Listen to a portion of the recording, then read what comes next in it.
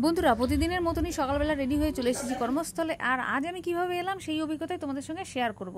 তো ঢালাই রাস্তা থেকে আমার কেন্দ্রে পাড়াতে আসতে হবে আল দিয়ে। এবার রাত ধরে যেহেতু বৃষ্টি হয়েছে তাই আলের অবস্থায় আগে থেকেই বেহাল ছিল।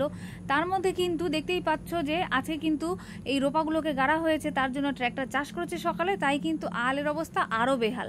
তো এই যে আলবিল খাল দিয়ে আসতে ব্যাগপত্র সব কাদা করে ফেলেছি। আর সকালবেলা কিন্তু আমি এই আল দিয়ে পড়তেও বেঁচেছি। তো সকালবেলা যেভাবে এসেছি সেইভাবেই এখন আমাকে যেতে হবে। তো ঢালাই রাস্তা অবধি যাওয়ার জন্য আমার এই চিকনি চামেলি আলই একমাত্র ভরসা। তাই সহায়িকা দিদি আগে আগে যাচ্ছে, ওকে অনুসরণ করে যেতে যেতে আমি আবারও পা পিছলে আলুর দম হতে বাঁচলাম। তো এইসব ফেন্সি চপ্পল এইরকম জায়গায় আসার জন্য একেবারেই উপযুক্ত নয়। আর সত্যি কথা বলতে এই কাদার মধ্যে আটকে গিয়ে আমার চপ্পলটা আঠা খসে ছিঁড়েই গেল। তো সকালবেলা বাড়ি থেকে আসার সময় এক বোতল জল এনেছিলাম খাওয়ার জন্য, সেটা দিয়েই সকালে পা ধুয়ে নিয়েছি। তাই কিন্তু এখন পা ধোয়ার জন্য আর কোনো জল নেই, এই বিলের জলই আমার একমাত্র ভরসা।